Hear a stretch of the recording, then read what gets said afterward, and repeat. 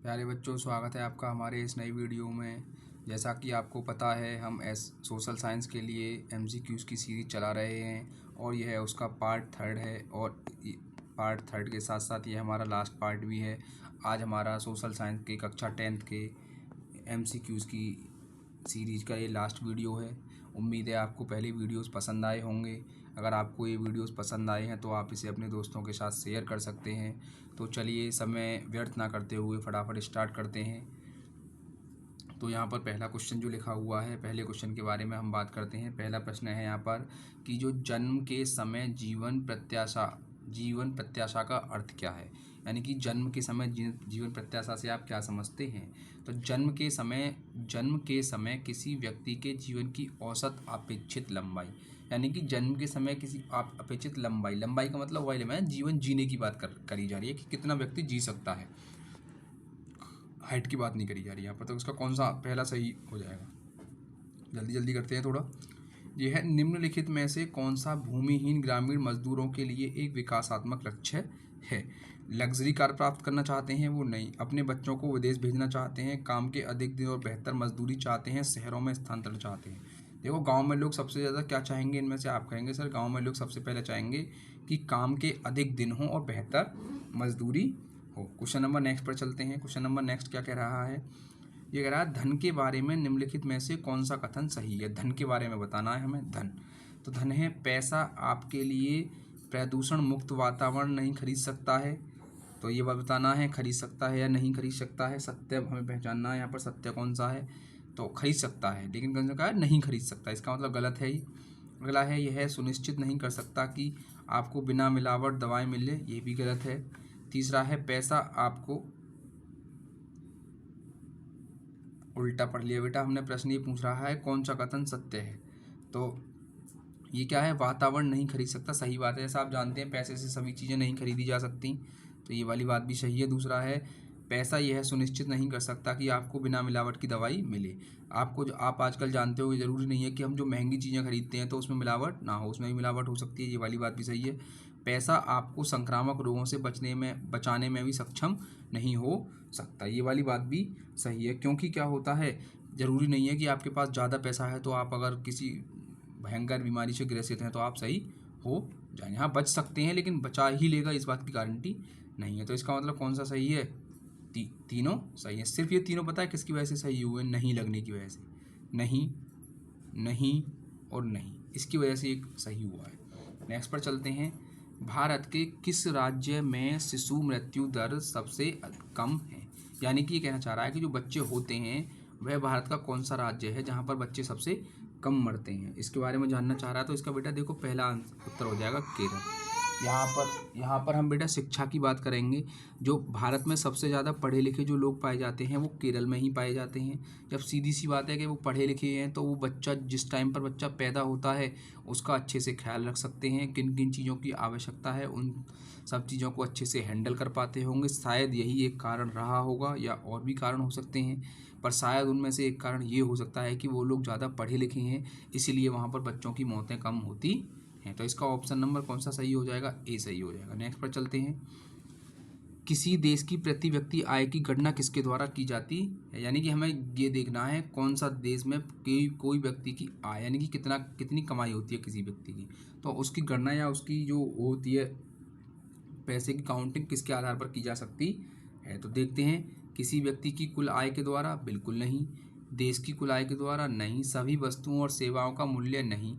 राष्ट्रीय आय को बिल्कुल सही बात है ना। यानी कि मान लो जैसे 10 लोग हैं, एक व्यक्ति के पास 20 रुपये हैं, एक व्यक्ति के पास 30 रुपये हैं, एक रुपये के व्यक्ति के पास 40 रुपये हैं। मैं इनको बराबर बराबर देना चाहूँ तो मुझे क्या करना होगा, इन तीनों को जोड़ना पड़ेगा और 3 से भाग करना पड़ेगा।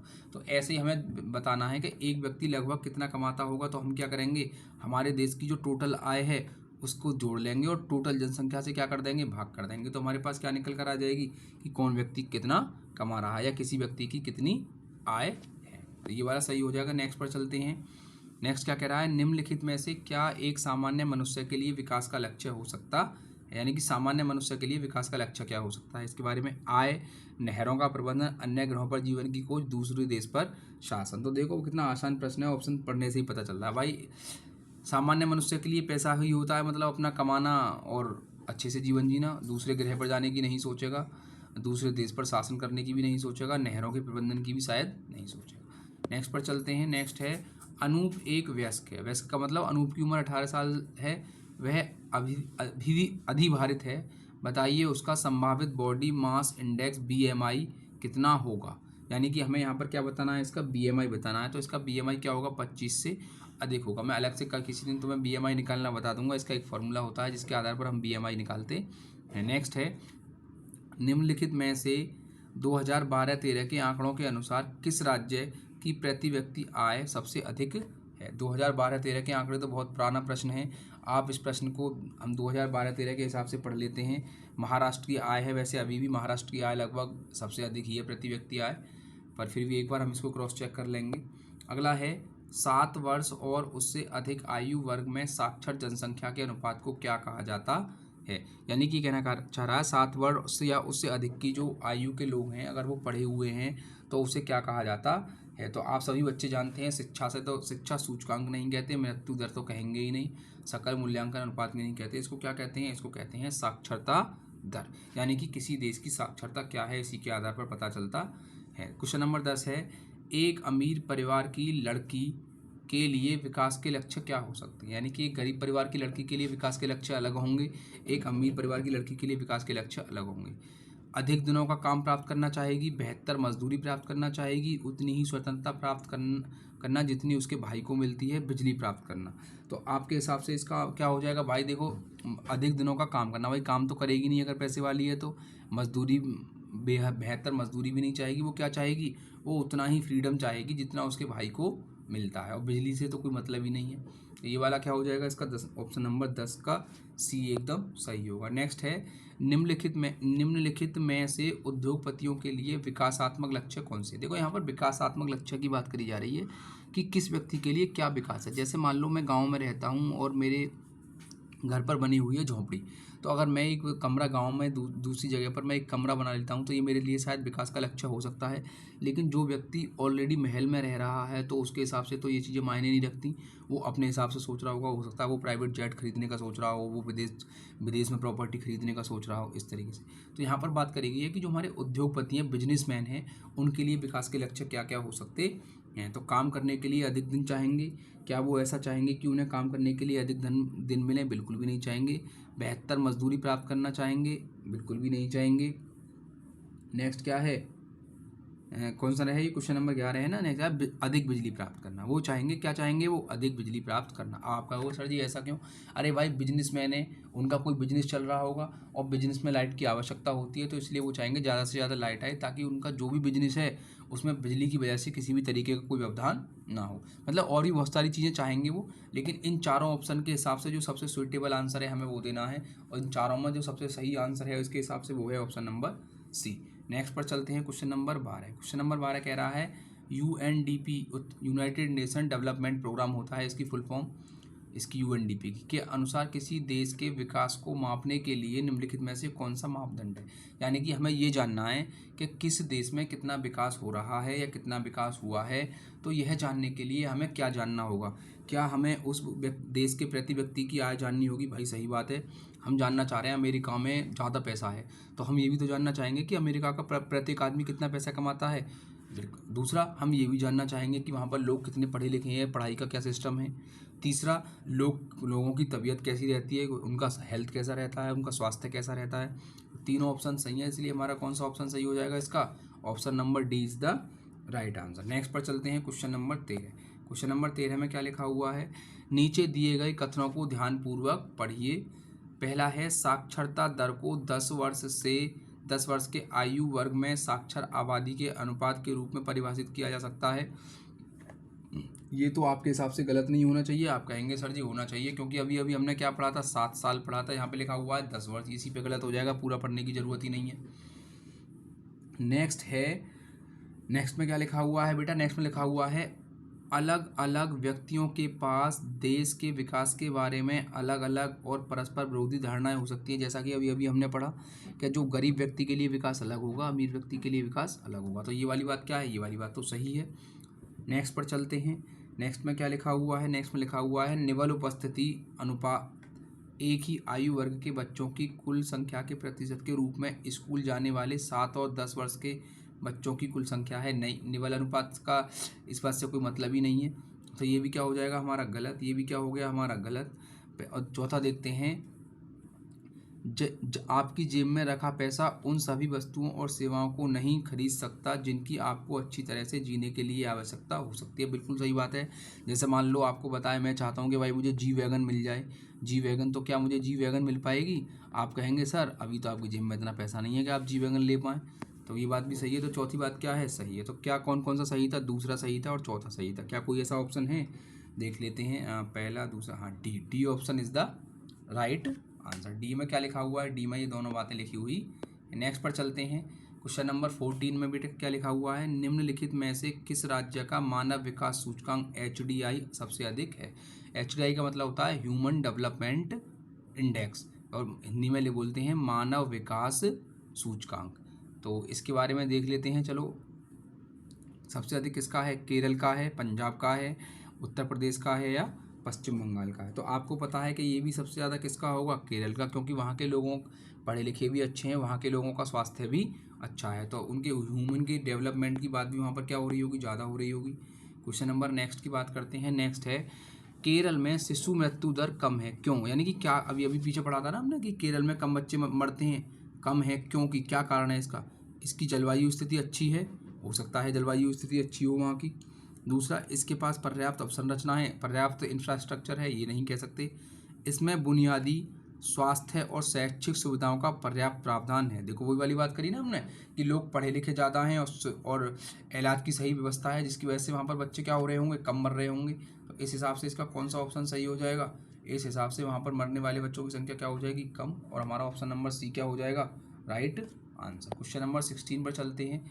ये कह रहा है, निम्नलिखित में से लोगों के किस स्तर के आधार पर मानव विकास सूचकांक से देश की तुलना करता है? यानी कि प्रति व्यक्ति आय से करता है। बिल्कुल अभी पीछे पढ़ के आए हैं। शैक्षणिक स्तर अच्छा होना चाहिए, स्वास्थ्य की स्थिति अच्छी होनी चाहिए, प्रति व्यक्ति आय होनी चाहिए, ये सभी होने चाहिए। क्वेश्चन नंबर 17 पर आ जाते हैं। क्वेश्चन नंबर 17 में क्या कह रहा है? ये कह रहा है, निम्नलिखित में से कौन सा संसाधन ऊर्जा का एक अनवीकरणीय संसाधन है? यानी कि ये कहना चाह रहा है नवीकरणीय ऊर्जा संसाधन ऐसे हैं जिनका उपयोग हम आजकल करते हैं या आने वाले टाइम में करेंगे, या जो लंबे टाइम तक चल सकते हैं। और अनवीकरणीय का मतलब है पुराने टाइम में जिनका हम यूज़ करते थे या जो एक टाइम बाद समाप्त हो जाएंगे। तो सौर ऊर्जा आपको पता है नवीकरणीय है, पवन ऊर्जा भी नवीकरणीय है, भूतापीय ऊर्जा भी क्या है? नवीकरणीय। लेकिन कोयला क्या है? कोयला है पुराना। कोयला क्या है भाई? कोयला है पुराना। तो इसलिए इसका आंसर कौन सा सही हो जाएगा? इसका आंसर सही हो जाएगा अनवीकरणीय। अनवीकरणीय का क्या हो जाएगा? कोयला। कोयला इज द राइट आंसर। मान लो पूछ लेता नवीकरणीय, तो ये सभी क्या आ जाते? ये सब किस में आ जाते? नवीकरणीय में। किस में आ जाते? नवीकरणीय। नवीकरणीय किस में आ जाते? ये नवीकरणीय में। ठीक है, नेक्स्ट पर चलते हैं। नेक्स्ट है, अब फिर से इसमें वही क्वेश्चन आ चुके हैं। कथन और कारण वाले ए और आर दोनों सही हैं, आर ए की सही व्याख्या का नहीं है। दूसरा है ए, देखो फंसा दिया ना इस बार। कई बार हम क्या सोचते हैं कि सबसे पहले तो यही आएगा कि आर और ए दोनों सही हैं, लेकिन इस बार इसने क्या दे दिया? पहले इसने दे दिया आर और ए दोनों सत्य हैं, लेकिन आर ए का सही स्पष्टीकरण नहीं है। दूसरा है ए और आर दोनों सत्य हैं और आर ए का सही स्पष्टीकरण है। तीसरा वही है ए सही है आर गलत है। चौथा वही है ए और आर दोनों गलत हैं। इस बार ऑप्शन इसने अलग अलग दिए हैं, तो कोई दिक्कत नहीं है, हमें तो अपने प्रश्न से मतलब है। प्रश्न हम समझ गए हैं किस तरीके से करते हैं। मैंने पिछली वीडियो में आपको इसके बारे में अच्छे से बताया था। तो क्वेश्चन नंबर 18 को देखते हैं। ये कह रहा है, उच्च औसत आय किसी देश के समग्र कल्याण का संकेतक नहीं है। यार ये बात तो मुझे तो भाई गलत सी लग रही है। आप कहोगे क्यों गलत लग रही है? तो इसका एक कारण ये भी हो सकता है कि देखो ये कह रहा है उच्च औसत आय किसी देश के समग्र विकास, यानी कि ज़रूरी नहीं है कि किसी देश में सिर्फ कोई व्यक्ति ज़्यादा पैसा कमा रहा है तो बाकी चीज़ें भी सही होंगी क्या? तो आप कहोगे सर ज़रूरी नहीं है कि, क्योंकि आपने देखा होगा कई बहुत सारे लोग जिनके पास बहुत पैसा है फिर भी बहुत क्या रहते हैं, फिर भी बहुत परेशान रहते हैं।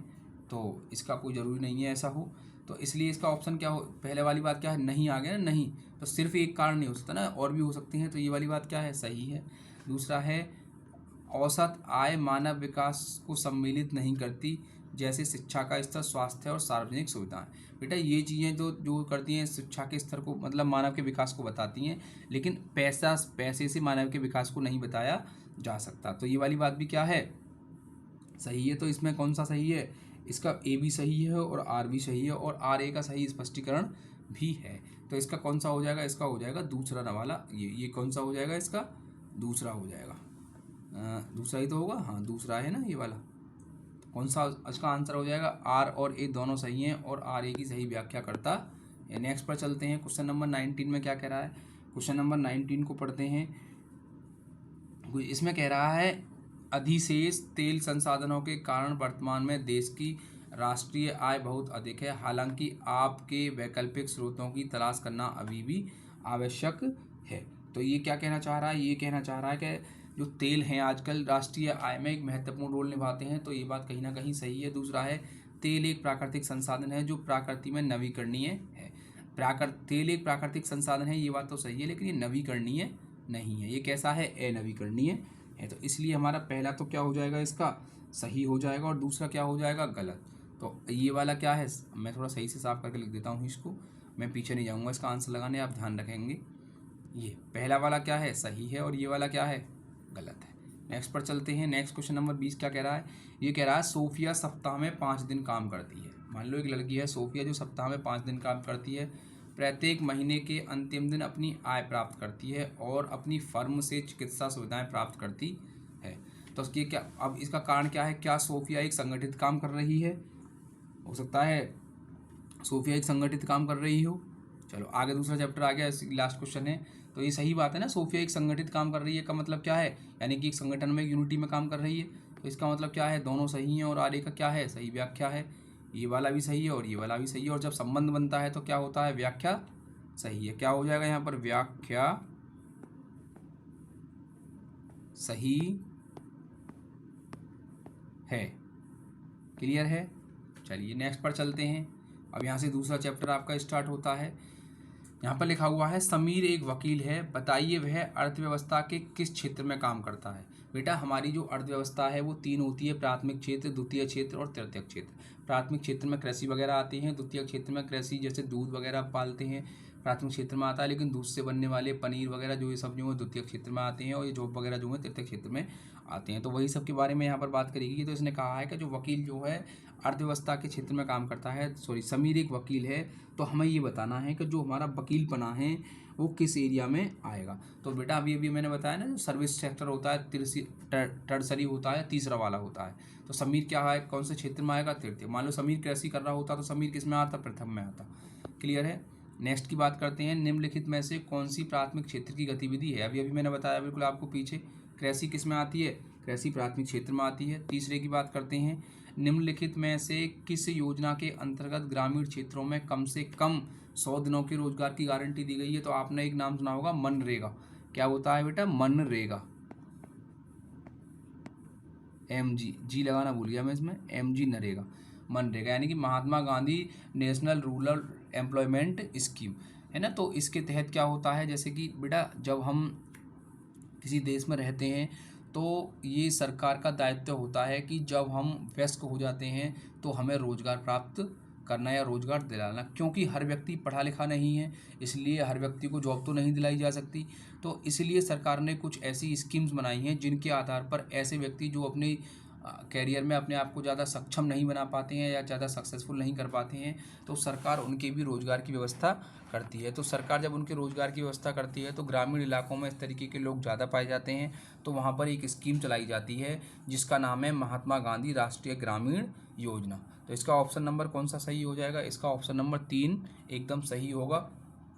नेक्स्ट पर चलते हैं, निम्नलिखित में से कौन सा क्षेत्र स्वतः वस्तुओं का उत्पादन नहीं करती है बल्कि उत्पादन प्रक्रिया में सहयोग करती है। यानी कि ये कहना चाह रहा है कि वो खुद उत्पाद नहीं बनाती लेकिन उत्पादन प्रक्रिया में क्या करती है, सहयोग करती है। तो टर्सरी क्षेत्र ही तो है, यानी कि उत्पाद दूध बन रहा है सेकंड क्षेत्र में, सॉरी दूध से जो दही बन रहा है या पनीर बन रहा है वो बन रहा है सेकंड क्षेत्र में, लेकिन उसमें जो काम करने वाले लोग हैं वो कौन से क्षेत्र से आ रहे हैं, तृतीय क्षेत्र से आ रहे हैं। तो इसलिए कौन सा इसका ऑप्शन सही हो जाएगा, इसका option number 3 is the right answer. Next पर चलते हैं, क्षेत्रक के आधार पर निम्नलिखित में से असंगत गतिविधि को पहचानिए। यानी कि ये 4 दे रखे हैं, इनमें 3 तो किसी एक ही क्षेत्र के हैं जबकि चौथा वाला अलग है, तो हमें उस चौथे वाले को पहचानने का प्रयास करना है। जैसे मछुआरा प्राथमिक क्षेत्र है, माली प्राथमिक क्षेत्र है, कुम्हार प्राथमिक क्षेत्र है, जबकि ट्रक ड्राइवर जो है ये प्राथमिक क्षेत्र में नहीं आता। तो कौन सा ऑप्शन सही हो जाएगा, इसका option number B is the right answer. असंगत का मतलब है जो मैच नहीं करता इनसे, तो ये वाला मैच नहीं करता। नेक्स्ट पर चलते हैं। नेक्स्ट है निम्नलिखित के आधार पर बताइए कि 2013-14 में सबसे बड़ा क्षेत्र कौन सा है। 13-14 के हिसाब से बनाना है। तो देखो यहाँ पर लिखा गया है, आपकी किताब में यही डेटा दे रखा है। तो 13-14 के हिसाब से आप देख लेंगे सबसे बड़ा क्षेत्र कौन सा है। यहाँ अलग अलग कलर दे रखे हैं। ये वाला कलर किसी के लिए है, हल्का वाला किसी के लिए है, और ये किसी के लिए है। तो आप सभी जानते हैं कि जो भारत में प्राथमिक क्षेत्र है वो क्या है, सबसे बड़ा है। लेकिन जो सबसे ज़्यादा, इसने क्या पूछा है पेपर में, हाँ, इस आलेख के आधार पर बताना है। तो इस आलेख के आधार पर सबसे बड़ा क्षेत्र क्या है, तृतीय क्षेत्र है। कौन सा क्षेत्र है, तृतीय क्षेत्र है। नेक्स्ट पर चलते हैं। नेक्स्ट क्या है, नेक्स्ट की बात करते हैं। सातवां तो हो गया ना, सॉरी ये छठा था क्या, ये छठा ही था ना, ये क्वेश्चन है सातवां। ये अलग फिर से आलेख दे रखा है। इस बार हमें क्या बताना है, सकल घरेलू उत्पाद बताना है। किस क्षेत्र की हिस्सेदारी अधिक है, यानी कि सकल घरेलू उत्पाद में किस क्षेत्र की हिस्सेदारी सबसे अधिक होती है। तो इसमें भी किसकी हिस्सेदारी सबसे अधिक होती है, तृतीयक क्षेत्र की। नेक्स्ट पर चलते हैं। नेक्स्ट है अल्प बेरोजगारी तब होती है जब लोग, यानी कि थोड़ी बेरोजगारी कब आएगी, जब लोग क्या कर रहे होंगे, काम करना नहीं चाहते हैं, काम करना नहीं चाहते। अल्प यानी कि थोड़ी सी बेरोजगारी कब आती है, जब लोग काम करना नहीं चाहते या सुस्त ढंग से काम कर रहे होते हैं, अपनी क्षमता से कम काम कर रहे होते हैं, उनके काम के लिए भुगतान नहीं किया जाता। तो जैसा कि आपको पता है वो क्या करते हैं, जब व्यक्ति अपनी क्षमता के अनुरूप थोड़ा कम काम करता है, तब उसको हम किस श्रेणी में रखते हैं, तब हम उसको अल्प बेरोजगार की श्रेणी में रखते हैं। कि जैसे मान लो उसकी जितनी क्षमता है लेकिन वो क्षमता के अनुसार काम नहीं करेगा, तो उसके पास थोड़ा बहुत पैसा कम आएगा। जब उसके पास थोड़ा बहुत पैसा कम आएगा तो इसको हम अल्प बेरोजगारी की श्रेणी में रखते हैं। क्वेश्चन नंबर 9 की बात करते हैं। नीचे 2 कथन, संकल्पना और कारण दिए गए हैं। इन कथनों कारणों को पढ़कर नीचे दिए गए विकल्पों का उत्तर दीजिए। जैसा कि अभी अभी हम ऊपर पढ़ के आए हैं, उसी तरीके के प्रश्न दोबारा हमारे पास आ गए हैं। तो देख लेते हैं इसका कौन सा सही है। इसमें लिखा हुआ है मत्स्य पालन की गतिविधि प्राथमिक क्षेत्र के अंतर्गत आती है। सही बात है, मछली पालना प्राथमिक क्षेत्र में आता है। मत्स्य पालन सीधे प्राकृतिक संसाधनों पर निर्भर करता है, बिल्कुल सही बात है। ये वाली बात भी सही है, और ये वाली बात इस वाली बात की व्याख्या करती है। तो क्या सही है, दोनों सही हैं, और आर एक की सही व्याख्या करता है। तो इसका कौन सा सही हो जाएगा, इसका ए सही हो जाना चाहिए इस हिसाब से। 10वें को देख लेते हैं। 10वां क्या कह रहा है, 10वां कह रहा है संकल्पना है मौसमी बाजार केवल कृषि क्षेत्र में देखने को मिलते हैं। यानी कि ये कहना चाह रहा है कि जो मौसमी बाजार हैं वो सिर्फ कृषि क्षेत्र में देखने को मिलते हैं। और कारण क्या है, कृषि मौसम के ऊपर आश्रित गतिविधि है। तो क्या आप इस बात को मानेंगे कि जो कृषि है वो मौसम के ऊपर आश्रित होती है। तो आप कहेंगे सर जी कृषि मौसम के ऊपर तो आश्रित रहती है। मान लो आपकी पकी हुई फसल है, आंधी आ जाए, तूफान आ जाए, तो पूरी फसल बेकार हो जाएगी। तो यहाँ पर क्या है, ये वाली बात तो क्या है, गलत है, और ये वाली बात क्या है, सही है। तो 10वें का कौन सा सही हो जाएगा, पहला गलत और दूसरा सही। या क्या कह सकते हैं, कारण सही है और कथन है ना, संकल्पना गलत है और कारण सही है। अगले पर चलते हैं। कौन सा क्वेश्चन था ये, क्वेश्चन नंबर 10 था। नेक्स्ट पर चलते हैं। क्वेश्चन नंबर 11 क्या कह रहा है बेटा, क्वेश्चन नंबर 11 कह रहा है, वही वाली बातें लिखी हुई है इसमें भी। ये कह रहा है द्वितीयक क्षेत्र को औद्योगिक क्षेत्र भी कहा जाता है। तो आप जानते हैं कि ये वाली बात क्या है, सही है। और ये क्या है, तीसरा क्या है, द्वितीयक क्षेत्र स्वतः वस्तुओं का उत्पादन नहीं करता बल्कि उत्पादन प्रक्रिया में सहयोग करता है। तो यह क्या है, कथन सही है परंतु कारण गलत है। तो इसका कौन सा ऑप्शन सही हो जाएगा, इसका ऑप्शन ये वाला गलत है। ये वाला हटा देता हूँ एक बार इसको पूरे को, चलो। तो ये वाला क्या है, सही है, सही है। ये वाला क्या है, गलत है। तो कथन सही है परंतु कारण गलत है। क्वेश्चन नंबर 12वें पर आते हैं। 12वें में लिखा हुआ है निम्नलिखित में से कौन सी असंगठित क्षेत्र के श्रमिकों की दशा नहीं है। यानी कि नौकरी की अनिश्चितता होती है, निम्न स्तरीय कार्य परिस्थितियाँ होती हैं, या उच्च वेतन होता है। तो बेटा उच्च वेतन तो कोई मिलता नहीं है, आपको भी पता है। तो 12वें का कौन सा, अच्छा नहीं है। तो नौकरी की अनिश्चितता होती है, नौकरी की कोई गारंटी नहीं होती, ये बात सही है। निम्न स्तर का कार्य करते हैं, ये वाली बात भी सही है। कार्यावधि निश्चित नहीं है, कार्यावधि निश्चित होती है। उच्च वेतन नहीं हो मिलता है। तो कौन सा सही है? ये वाला सही है। ये वाला किस में आ रहा है? ये इसमें भी नहीं है, इसमें भी नहीं है, इसमें भी नहीं है, इसमें कौन सा ऑप्शन सही हो जाएगा इसका? इसका कुल मिलाकर ऑप्शन सही कौन सा हो जाएगा? इसका option number D is the right answer. Next पर चलते हैं, क्वेश्चन नंबर 13 को देखते हैं। क्वेश्चन नंबर 13 में क्या लिखा हुआ है? ये कह रहा है निम्नलिखित में से कौन सी कार्य स्थितियाँ सार्वजनिक क्षेत्र से संबंधित हैं। यानी कि सार्वजनिक क्षेत्र से संबंधित कार्य विधियों या कार्य स्थितियों के बारे में हमें यहाँ पर बताना है। तो इसमें देखते हैं कौन सा सही होगा। जैसे रोजगार की सुरक्षा होती है, इसमें क्या ऐसा होता है? आप कहेंगे सर जी ऐसा इसमें बिल्कुल होता है। दूसरा है परिसंपत्तियों पर एक व्यक्ति का नियंत्रण होता है, ऐसा बिल्कुल भी नहीं होता। सरकारी की चीज़ सबकी होती है। समवैतनिक अवकाश होता है, यानी कि समान वेतन के लिए सभी को समान अवकाश मिलता है, क्या ऐसा होता है? आप कहेंगे सर जी ऐसा होता है। चौथा है उद्देश्य केवल लाभ कमाना होता है, इनका उद्देश्य सिर्फ लाभ कमाना नहीं होता। तो पहला सही है और तीसरा सही है। पहला सही है और तीसरा सही है। क्या ऑप्शन है क्या कोई ऐसा? पहला और तीसरा, option D is the right answer. चलते हैं क्वेश्चन नंबर 14 पर। यह सकल घरेलू उत्पाद की गणना की जाती है, यानी कि जो हमारा सकल घरेलू उत्पाद है उसकी में गणना की जाती है। किस किस चीज़ की गणना की जाती है? तो सकल घरेलू उत्पाद जो होता है, क्या उसमें केवल प्राथमिक एवं द्वितीय क्षेत्र के द्वारा उत्पादित वस्तुओं की सेवाओं की जाती है? नहीं, केवल द्वितीय एवं तृतीय क्षेत्र के द्वारा उत्पादित वस्तुओं की मूल्यों की जाती है। ये वाली बात सही है। तो 14 का कौन सा हो जाएगा? 14 का question number B is the right answer. मैं आगे पढ़ नहीं रहा हूँ क्योंकि बेटा मैं काफ़ी टाइम से वीडियो रिकॉर्ड कर रहा हूँ, तो मेरे गले में भी दिक्कत होने लगी है। तो option number B is the right answer. Question number next पर चलते हैं। ये क्या कह रहा है? ये कह रहा है निम्नलिखित में से किसी काम का अधिकार भी कहा जाता है? अंत्योदय योजना। और अभी अभी हमने आपको पीछे देखो, ये वाला प्रश्न मैंने अभी अभी आपको पीछे पढ़ाया था। अब इसका आंसर मैं नहीं लिख रहा हूँ, इसका आंसर आप सभी बच्चे कमेंट करेंगे क्योंकि ये आज का लास्ट क्वेश्चन था। सभी बच्चे इसका आंसर कमेंट करके बताएंगे। और सभी बच्चे ये भी कमेंट करें कि आपको वीडियो कैसी लग रही है, क्या यह वीडियो आपके एग्ज़ाम्स के लिए हेल्पफुल है। यदि यह आपको एग्ज़ाम में हेल्पफुल है तो आप कुछ अच्छे कमेंट्स कमेंट बॉक्स में कर सकते हैं। तो चलिए आज की वीडियो यहीं पर रखते हैं। अगर आपको वीडियो अच्छा लगा है तो आप इसको लाइक कर सकते हैं, अपने दोस्तों के साथ शेयर कर सकते हैं और चैनल को सब्सक्राइब कर सकते हैं यदि आपने चैनल को सब्सक्राइब नहीं किया है तो।